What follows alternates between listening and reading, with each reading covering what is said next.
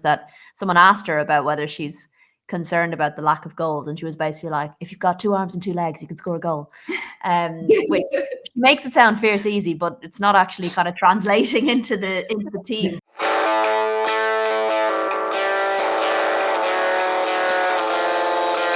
Hello everyone, welcome back to our channel all about the W. My name is Sky. We are here to review game week 8 of the Barclays Women's Super League.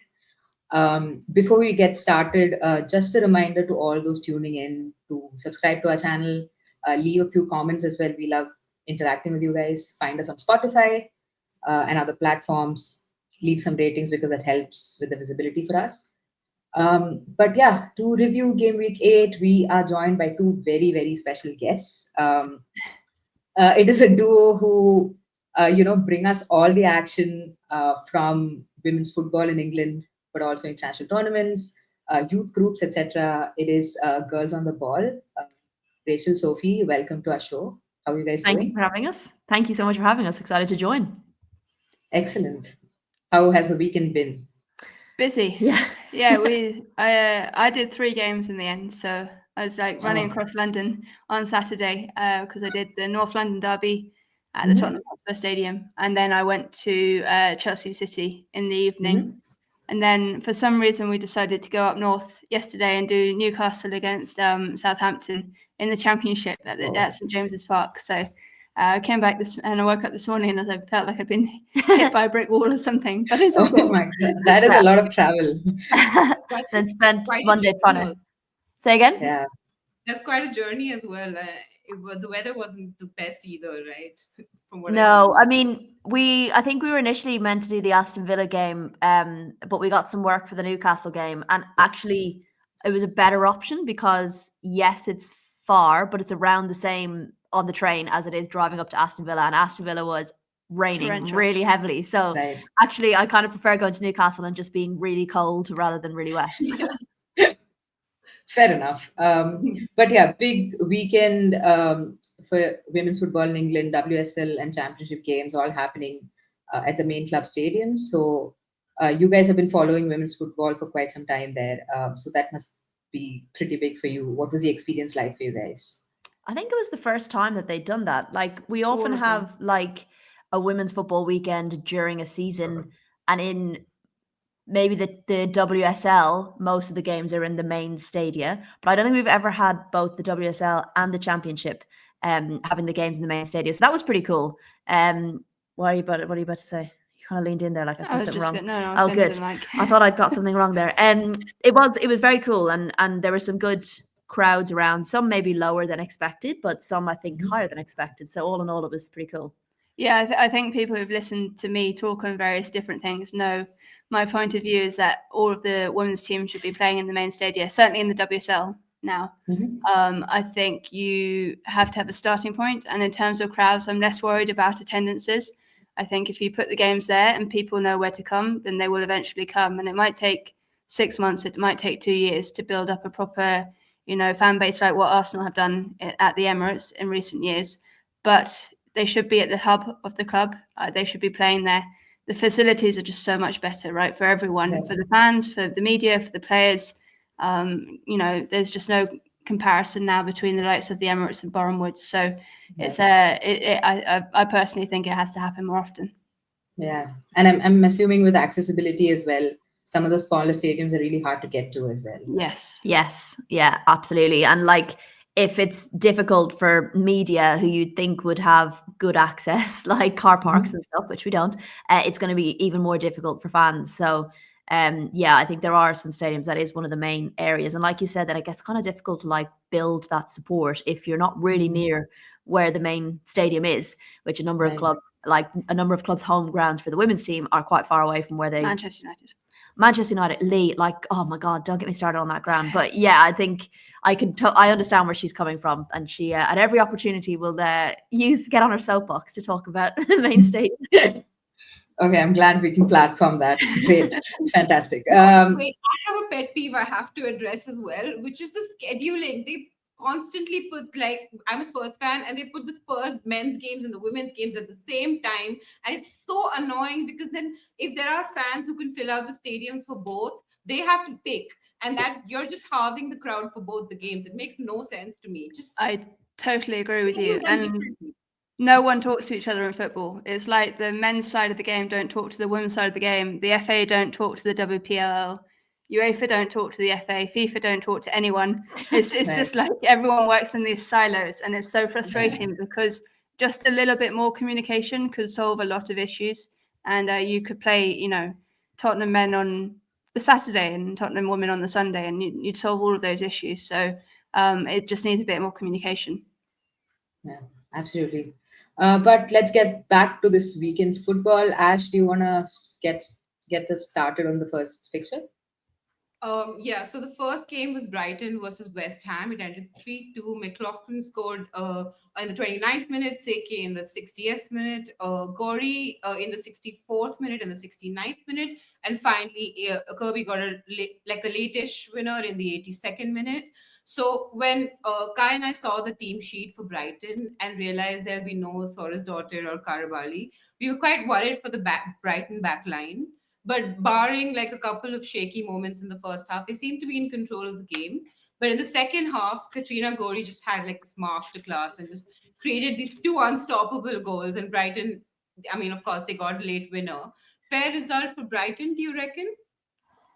I think so. I think West Ham will be absolutely gutted with the way that turned out. You know, they keep conceding quite late in games, and it seems to be a running theme at the moment for them is that I don't know whether it's fitness or whether it's mentality or whether a bit of both. Gori went off with a shoulder injury after a second goal, and maybe that was what kind of left where the energy left them in that last period of the game, because we all know what she does. You know, she's so energetic and kind of brings that team to life. But I think for Brighton, they are a team that are going to concede goals always. They're not built to defend like clean sheets and stuff like that. They might want to eventually, but at the moment, Dario Vidosic isn't building them for that. But in terms of their attacking prowess and the talent that they have on that pitch, I mean, Fran Kirby was brilliant yesterday on Saturday, I thought, and I thought they just have so much in that side of the pitch to get themselves over the lines in tricky situations against teams in and around them. You know, we saw the week before what happened against Arsenal. Arsenal are just the better quality side at the moment.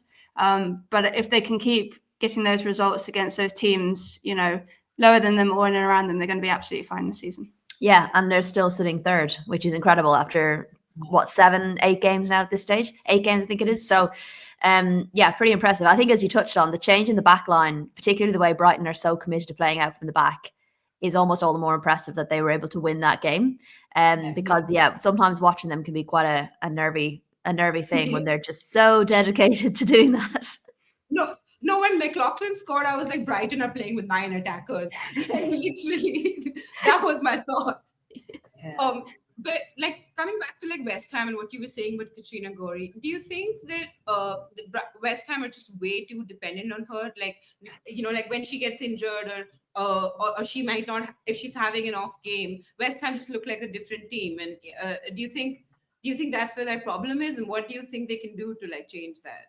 I don't think it's the only problem. I do think they rely on her a little bit. And I think she is the kind of player that thinks she can take the game by the scruff of the neck and change it herself. Now, sometimes she can, but sometimes she doesn't. You know, I watched them play against Leicester and she did seem to be everywhere. But I think sometimes if she's everywhere, then she's nowhere. If you know what I mean? Like where she's needed, she's not there because she's gone off somewhere else to try and sort out the problem herself. I think she showed against Brighton what she can do when she's in form. I feel like they have a plan and Rhian Skinner will have a plan for West Ham, but then sometimes they'll go out on the pitch and they just kind of lose their heads a little bit and they lose that structure and they're a bit frantic. And, you know, especially if they go a goal down, sometimes they can be a bit frenetic on the ball. The fact that they got back into it is all the more impressive.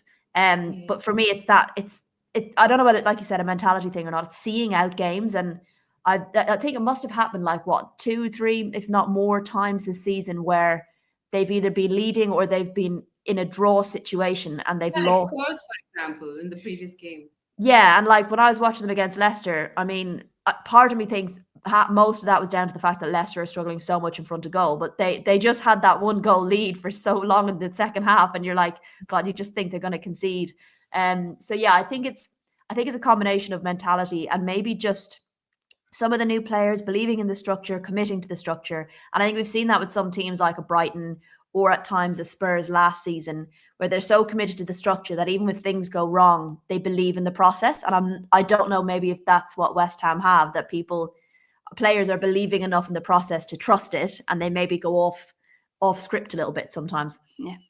Yeah.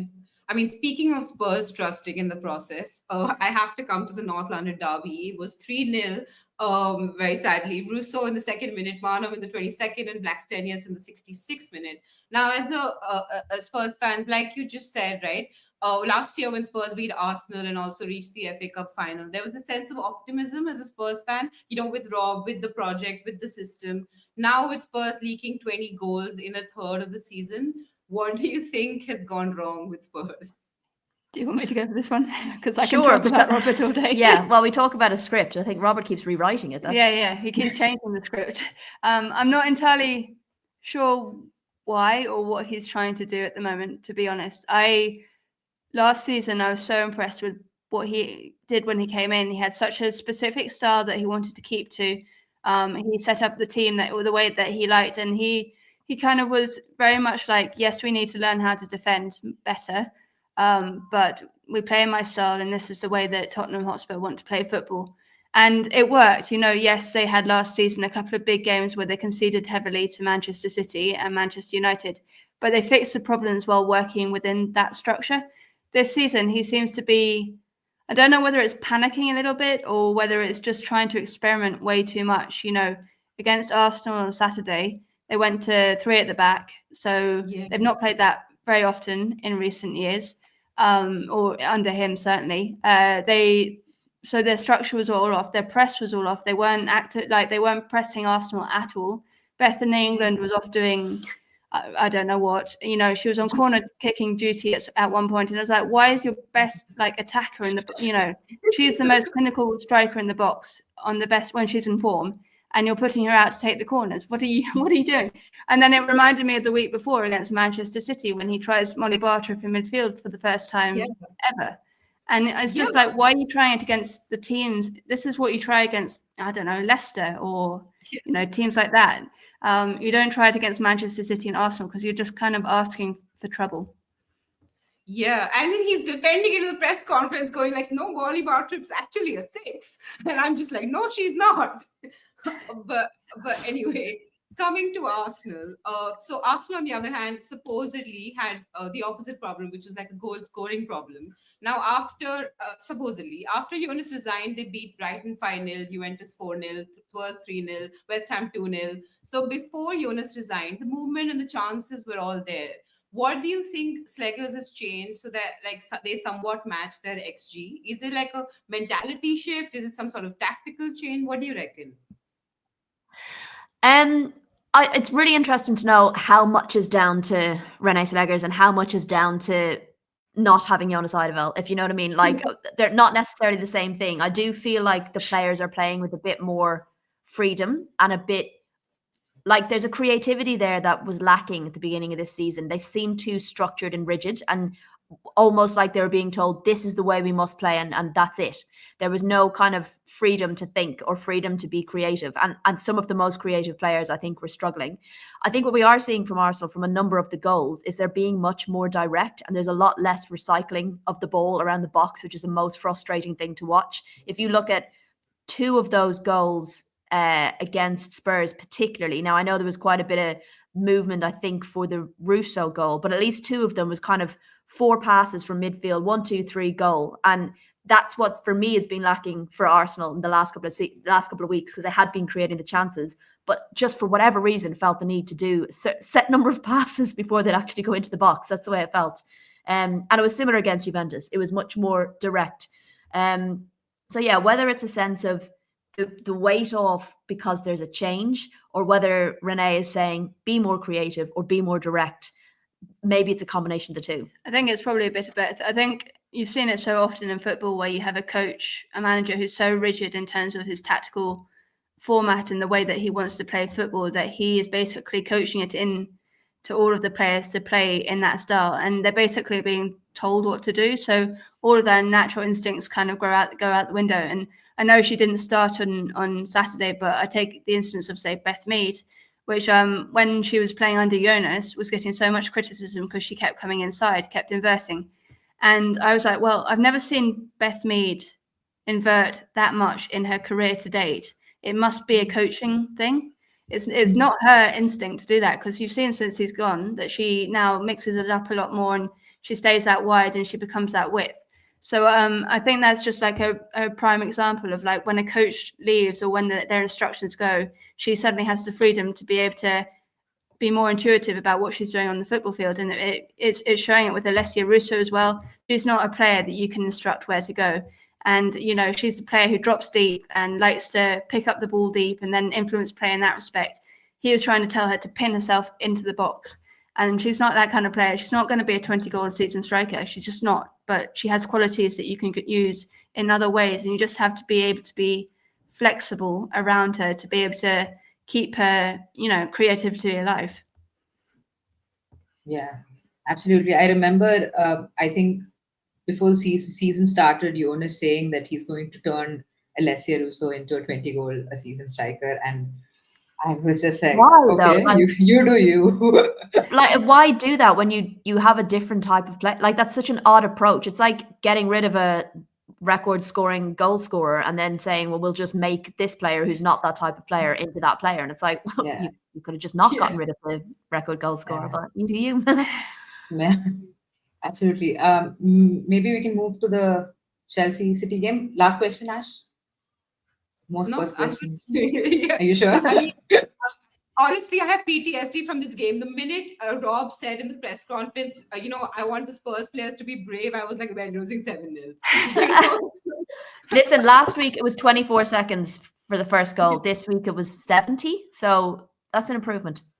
That's what I've been telling Ash. Like, Spurs conceded 5 against Chelsea, 4 against City, now 3 against Arsenal. So maybe it is getting better. Yeah. Small win. Yeah. So Chelsea versus Manchester City. Chelsea winning 2-0. Goals from Ramirez in the 75th minute and Brighton in the 79th. So this was like an exciting top of the table clash. Both teams missing key players, right? Laurenhemp going out injured. Khadijashaw Buchanan, we've heard, has torn her ACL now, which is very unfortunate because she's starting to find her stride in a Chelsea shirt. Hopefully her recovery goes well. My initial sense was that the first half was a bit cagey. It was, Chelsea were happy to let City have the ball and just break up play in the midfield. I think the only real chance that City had in the first half was that one loose pass from Baltimore that Bunny dragged wide, right? Chelsea came out a stronger team, moved the ball better in the second half, but I just want to talk a little bit about the out of possession strategy that Chelsea had. So maybe you could talk us through what they did and also maybe talk a little bit about whether or not City did anything to tweak in response to those strategies. Okay. Sure. I think Chelsea's out of possession game was perfect. The way that they were so patient in terms of being not with the ball, in terms of waiting to press City. They really picked their moments. They didn't go too quickly and allowed City the space to kind of pass through them or go around them. I thought Hermano had her best game. Michael Hermano had her best game in a Chelsea shirt. More for her out of possession play, actually, surprisingly, than her in possession play. You know, we know what a talent she is, you know, on the ball and how she can score those goals. But I think in terms of the way that she pinned Yui Hasegawa and gave her absolutely no space. And you're talking essentially about, you know, Hermano's a kid, essentially. You know, she's a very, very young player. And she's coming up against one of the best number 6s in world football at the moment, in Yui Hasegawa. And she just gave her absolutely nothing. No space to work with, no off the ball or on it. So I think that was absolutely crucial. And then when you combine that with Ramirez, who is an absolute force up front, and, you know, she just terrifies any defender that she comes up against. I think they're already kind of, because they know what she can do to them. And you saw that with the first goal where she just sort of shrugged off Kennedy and then had the insight to cut inside Alex Greenwood. They're already panicking before she's coming at them. So she's already one step ahead of them when she's just received the ball. But she's turning into that kind of brilliant striker that we kind of saw from her. But, I'm just really surprised at the kind of speed at which she settled into the WSL. She's only been there, 10 months?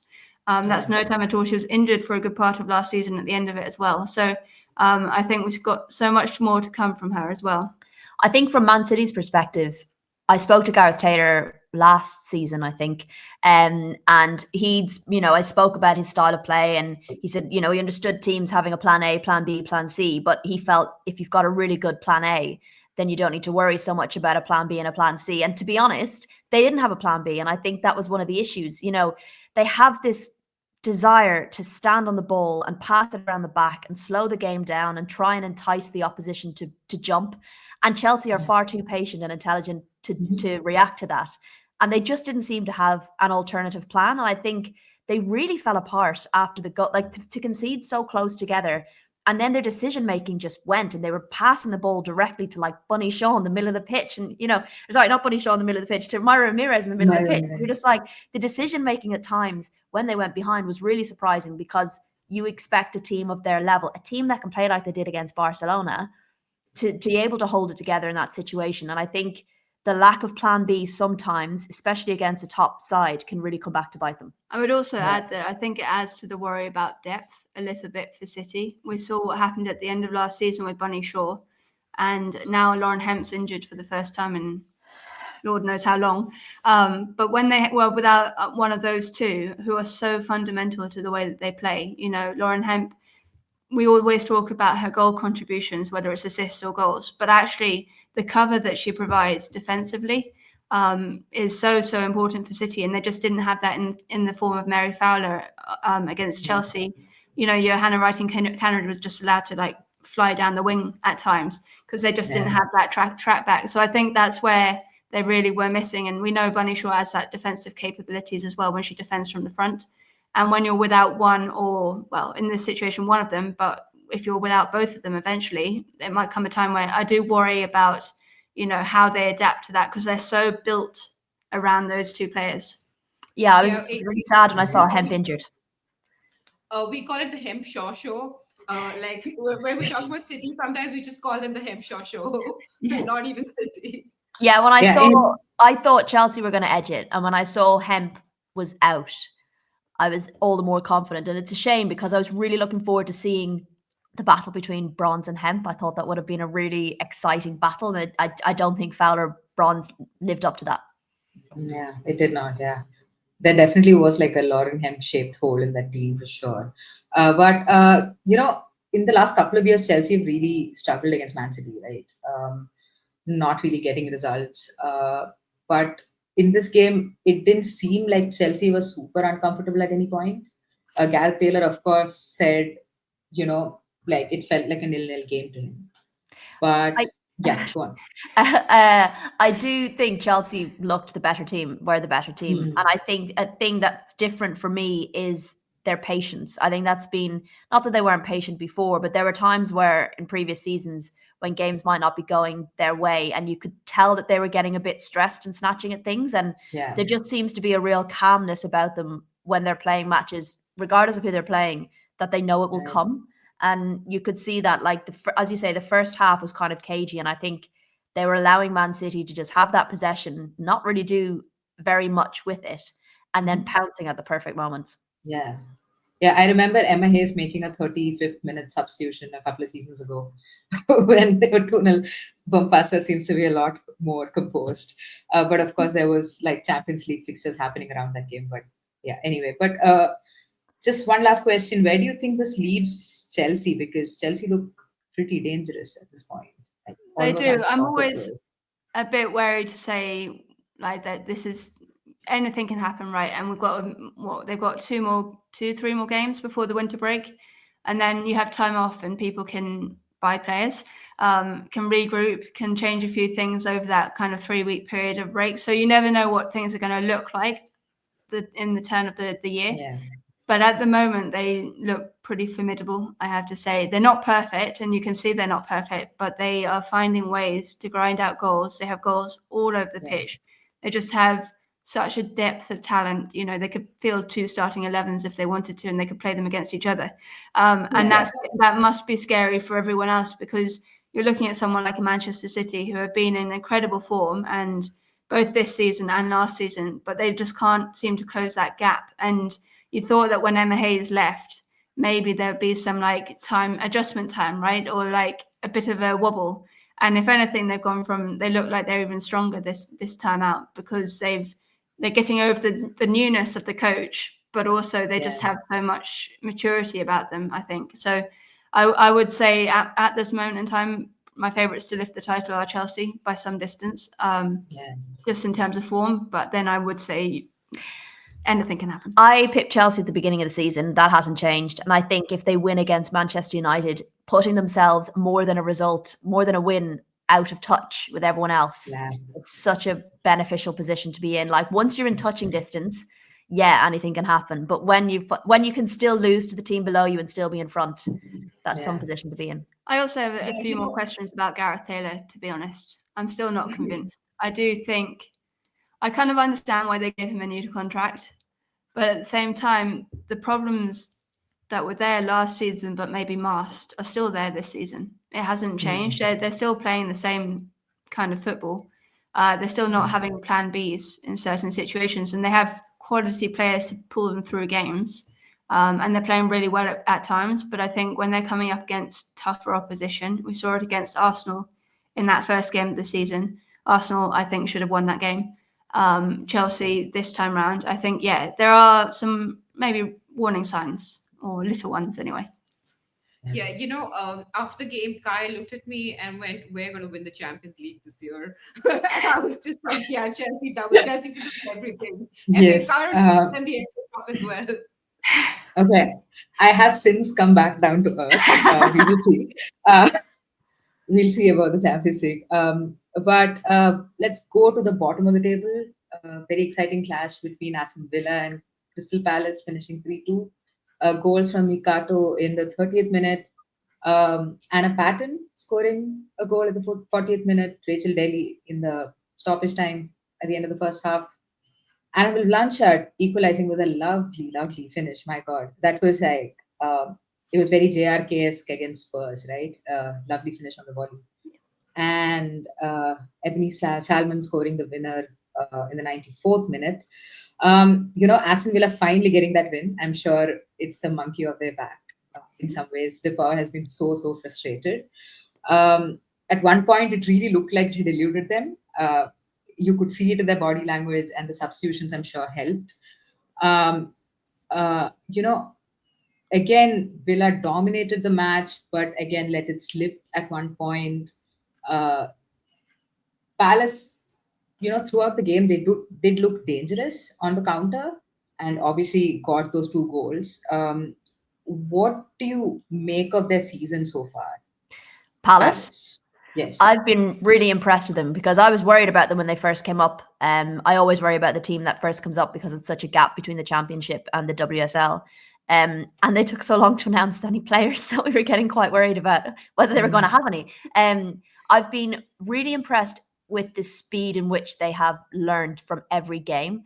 I appreciate they had a tough start to the season, losing to Spurs and then losing heavily to Chelsea. But actually, the context around that game, I thought they were very well organised in the first half against Chelsea, and had opportunities themselves to maybe get on the score sheet. So been really impressed with how they've adapted so quickly. I think they look like a WSL team, which I've been very impressed with. Even against Brighton, I think they deserved at least a point out of that game. So I think they're not a team that other teams will look at and go, "Oh, this is a win this weekend, we can relax." They absolutely are not letting teams relax. It's about learning, as you say, learning very quickly. I think their big problem at the moment is when they're conceding goals. You saw it against Chelsea. They held them to 1-0 in that first half, and then 47th minute, Lucybronze goes and scores, and that just kills the whole vibe of the second half. Yeah. And suddenly you're 2-0 down and fighting forever. It's like same in the game, even against Manchester City a couple of weeks ago. They fought so hard in that first half, and they had chances, and they were so close, and then Jess Park pops up in the 42nd minute, and that changes the whole dynamic of that halftime talk and the team talk. So I think at the weekend as well, they concede in the 45th plus 7 minutes. So deep into injury time in the first half, deep into injury time in the second half. It's a bit like what we were saying with that West Ham. It's the timing of those goals. It's that whether it's fitness or mentality or whatever, or staying in the game, or being able to stay in the game to the final minute, that's what's letting them down at the moment. But in terms of everything else that they're doing, they're scoring goals, they're defending well, they're looking pretty compact. They have an absolute baller in Lexi Potter in the midfield. Yeah. I think she's absolutely unbelievable for her age, 18 years old. To be able to control a midfield like that in the WSL is ridiculous. And they have Annabelle Blanchard as well, who hopefully before too long will get called up for England. Or at least the under-23s, or get back into the setup. I think certainly her form is, playing her into that conversation for certain. So I wouldn't panic if I was a Palace fan at all. I think there's so much more to come from this season. And if I'm looking at that group of teams at the bottom, and there's a lot, they're not the ones that I'm panicking about. Yeah, absolutely. I think the advantage that Palace have is that they're not struggling to find goals, as opposed to, say, Everton or Leicester, who really are struggling. And Villa, of course, have that talent that I'm hoping would get them over the line, Yeah. But yeah, in terms of the defending, like stoppage time, the tiredness that you're referring to, I think for the Salmon goal, like they were so switched off. She took two touches. She turned and took two touches, and I was like, oh no, it was heartbreaking, right? Because you thought they'd go away with the point, but of course, like Villa getting the win, I'm sure they're pretty happy with that. Yeah, I think for them it is a weight off, because the longer it went on, the more it became a thing. And I think when Palace scored in the 86th, 87th minute, they must have thought, I cannot believe. Like, I thought Robert De Pauw made such a risky move in taking off Daly, Hansen and Nobbs. Yes. And then they concede, and you're like, well, that might have backfired. But so the fact that Salmon was able to come on and get that winner almost saved him his blushes a little bit, I think. Yeah, for sure. I mean, so when that happened, there was I was full collective groan. But let us move on to Liverpool versus Everton, 1-0. There was a penalty by Snoyes in the 41st minute. So basically, it was grand larceny over the weekend, right, in the Merseyside derby. The penalty that wasn't. Now, feel free to jump in if you disagree about the penalty, but I doubt you would.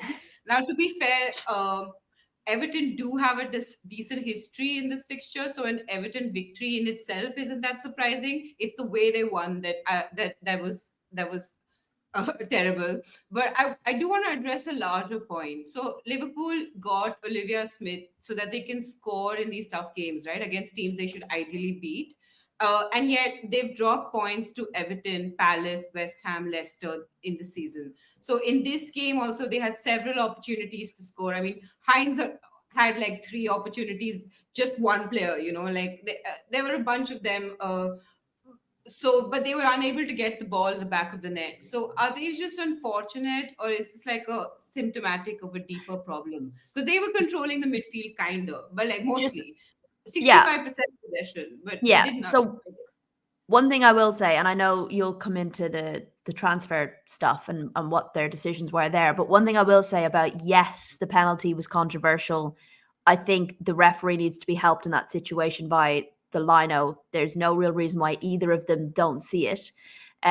So I can understand the frustration, but when you're creating 17 shots, 6 of them on target, you can't blame a referee decision for you losing the game. I would understand if that had happened in the final 10, 15 minutes. You might think, this is losses. That happened in the first half. So I can understand the frustration, but this kind of idea that there's maybe some sort of plot against Liverpool is ridiculous. And I think he might get in trouble for those comments. But I'll let you talk about the kind of transfer decisions that they made in the summer and how it might be influencing their goals and stuff. So I think they are a bit light. They've got an injury problem. They have had an injury problem for a fair bit of the season. They're without Sophie Roman Hawk up front, who is their focal point, and they play so much there's so much more I guess attacking threat when she's on the pitch. I love Leanne Kin, and don't get me wrong, I think she's a brilliant player, but you always need a focal point, and Sophie is the player for them that provides them that. So they are missing her.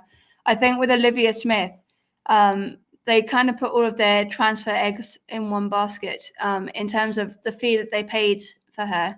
and I can understand why they did. She's a phenomenal talent, and she will be a phenomenal talent. But you have to remember, she is still incredibly young, and she's coming to the WSL from, for the first time. It always takes people, a bit of time to adjust. She's looking great, but you're not going to see the best of her, I think, for at least another 12 months. So you bear in mind that you've basically spent your transfer budget on one player who's not the finished product quite yet. So you're kind of planning for the future. So that's where I think maybe things went a little bit awry in the summer transfer window. Is yes, you want to make your statement and you want to get that kind of player because for the future she will be great, but for the here and now, it's not the answer to everything. And I just think with Liverpool, they've just fallen into that trap again of being, the team that performed so well last season, and then everyone expects them to stay in fourth place. And it doesn't quite go like that. It's not linear. Things happen and you will go up and down a bit. They'll be fine. They will stay up. They're not going to be in the relegation battle. And I think with Matt Beard, he will always find a way. He's so experienced as a coach. But for now, they just kind of need to ride the wave of these kind of disappointments a little bit, get to Christmas, and then build from there. I think when you have the winter off break as well, that's going to help them massively because you'll get people back fit as well, which is going to be key. Yeah. With Everton, with all their financial difficulties, do you think they'll manage to stay up? It's going to be tough. I think it might be their experience that gets them over the line. I think their struggle to convert is one of the most frustrating things because when I think back to that Manchester United game, they did have opportunities to draw that game level. And I think, yes, they have key injuries, but Christ, put the ball in the back of the net. I don't understand. Like, I don't know what the answer is in those situations. And I think you had them with Arsenal at the beginning of the season. You're like, granted, Everton aren't creating that level of opportunity, but you are creating them. And whether it's a game where you put 2 or 3 away and suddenly the floodgates open and the shackles are off and you don't have that hanging over you, maybe that's what they need. But I don't know where that kind of game is going to come for them. I think for them, especially, it really highlights that point because for Arsenal, you can get away. Well, maybe they weren't at the beginning of the season, but generally you can get away with missing several chances because you're always going to score. But for Everton, the number of chances don't come that often, so you have to be more clinical with them. You need to make them count when they do come. I think it was a mistake not to find a replacement for Martina Piemonte.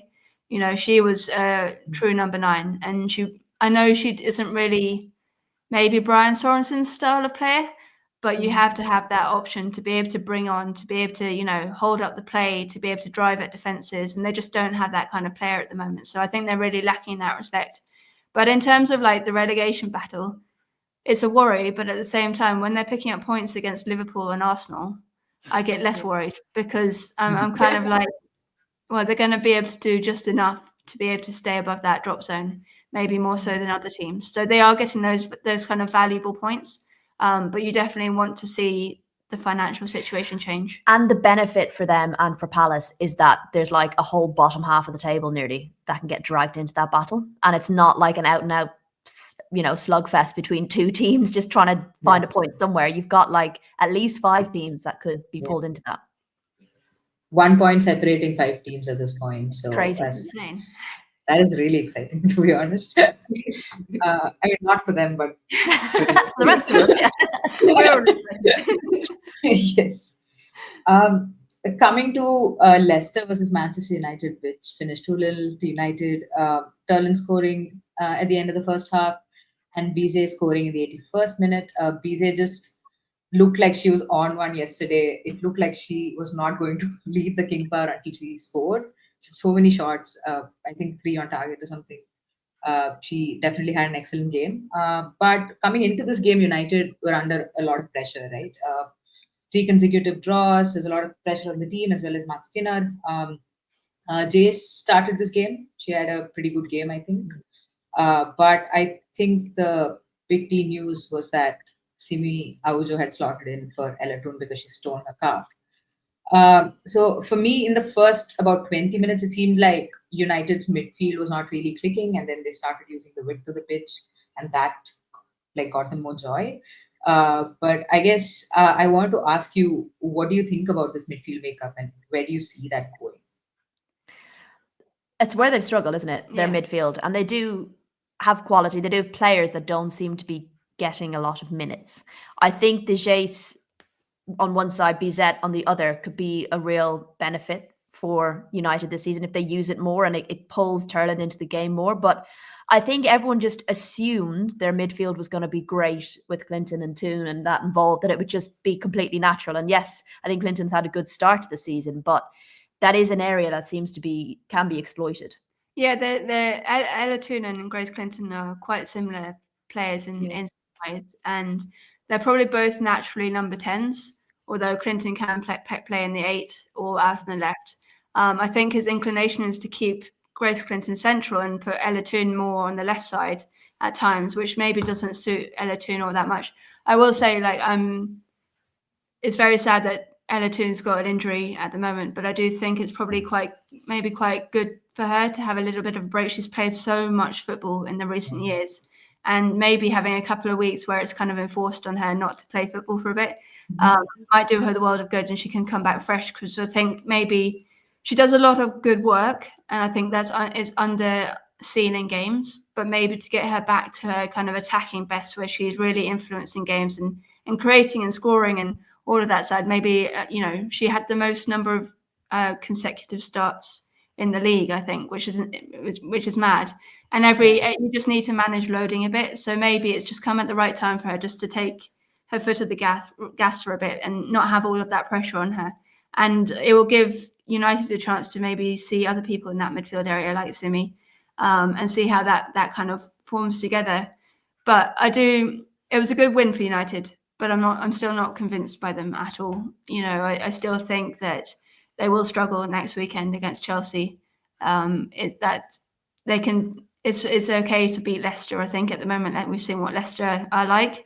But when they're coming up against Chelsea, I do worry about that midfield area in particular. I think Dominique Janssen, she's been playing in defence for so long, and now she's being asked to play in midfield. That's going to be an adjustment, especially in the most competitive league in world football at the moment. So it's just going to take them time to figure it out. Yeah, absolutely. I think she had some really good defensive actions yesterday, Janssen. She was tracking back really well because Gabby George was pushing up quite a bit. But let's come to Leicester. They're struggling to get goals. They obviously have an injury problem as well. Rantala's out, Peterman is out, which obviously doesn't help. But their best chance was, I think, there was a really good build-up in the 38th minute where I think Hannah Kane kind of dragged it wide. But yeah, it was so close. And I don't think Tallis Joyce would have gotten there. No. But apart from that, like, they didn't really threaten United too much. So where do you think Leicester are going to go from here? What do you think Miguel has, like, her work cut out clearly, but in the international break, what do you think she'll be looking at?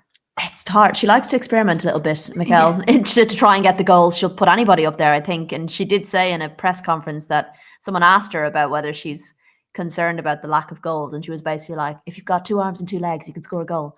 Which makes it sound fierce easy, but it's not actually kind of translating into the team. But I appreciate that she's willing to try things, but at the same time, you might need a bit of consistency for someone to start scoring. I think they desperately need the transfer window right now, because as you mentioned, Peterman, you mentioned Rantala.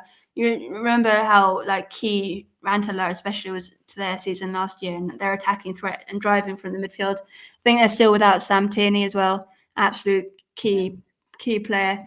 And to have no recognised number 9 on the field, really, and to try and kind of put square pegs in round holes in terms of who you put up there is just not ideal. I know Hannah Kane is a real good attacking threat, but she's only just come back from a ACL injury herself. It's her second, third game or something. So she's going to take time to get up to speed as well. It's not going to be easy. And so they need the winter break. They need the transfer window. They need to buy a number 9 because they can't carry on the rest of the season with that kind of hole in that area, because they're just not, they're not creating chances and they're not scoring them. And they're doing actually really good defensive work, I think. They are defending really well. They've got the structure there. They're not conceding that many goals. I think it was 6 and 7 last week, so it must be 8 Go on, here's your and maths. Yeah. Live maths here. Go 8 on. and 8. Yeah. They conceded 8 and 8 by the end of this week. So the defensive work is there. They're performing pretty well in those areas. They're not like being beaten heavily, but they just need to figure out that area at the top of the pitch, because otherwise they're going to really struggle. Yeah, absolutely. Obviously, this Sunday there's the Chelsea Manchester United match coming up. Do you guys have any predictions for that? I think Chelsea will win.